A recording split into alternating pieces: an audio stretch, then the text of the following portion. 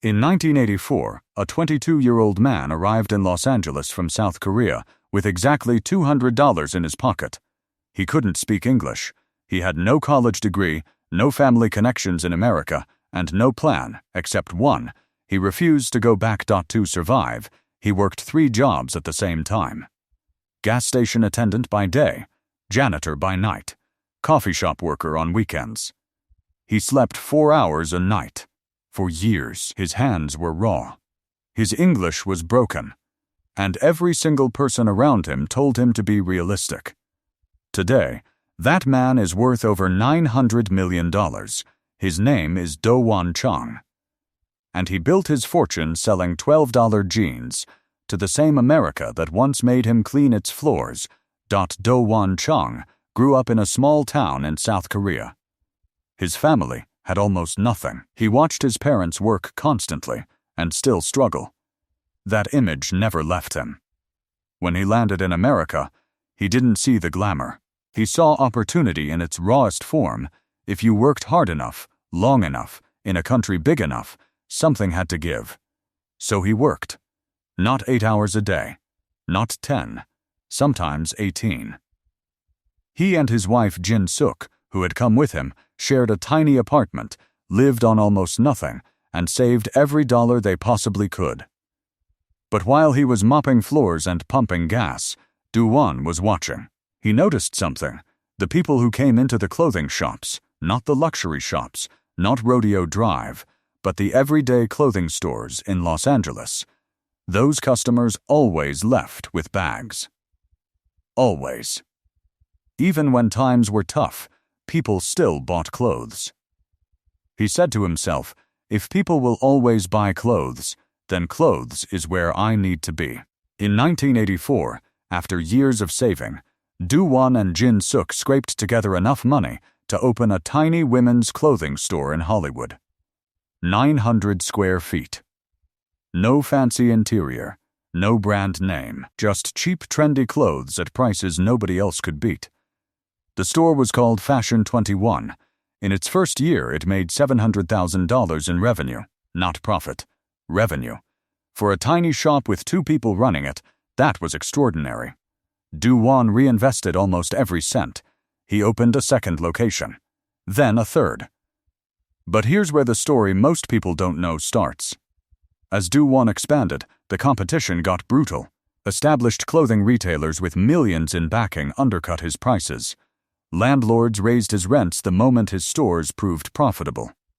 And then came the 1992 Los Angeles riots. His stores were in the exact neighborhoods that burned, windows smashed, inventory looted.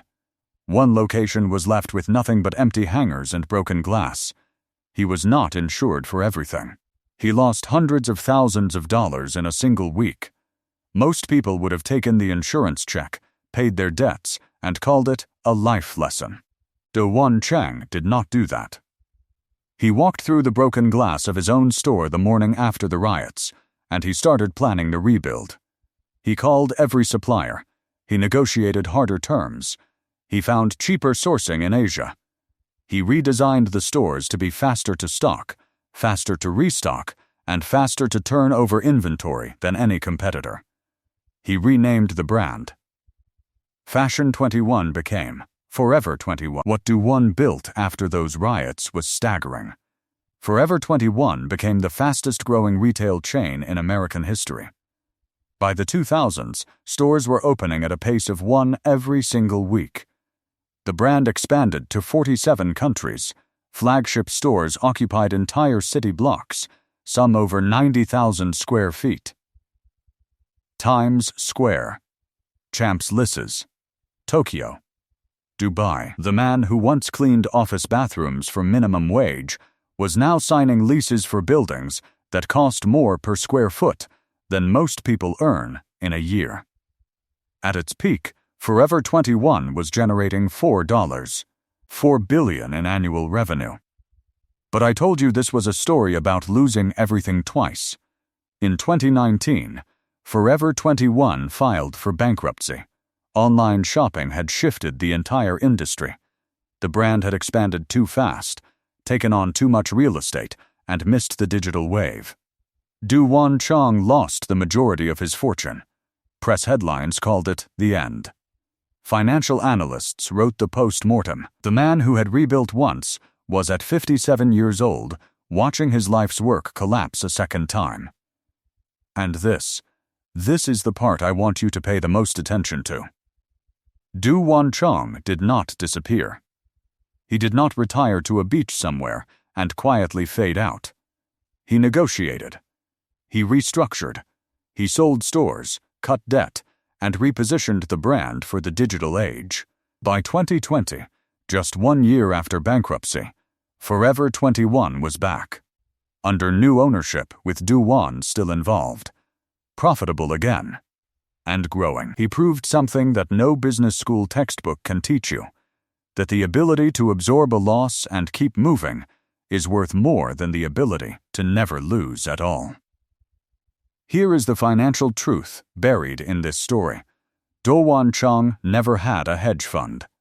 He never had venture capital. He never had a wealthy family. His entire strategy was, find what people always buy, sell it cheaper than anyone else, and reinvest every dollar you make before you ever spend it on yourself. That's not genius. That's discipline.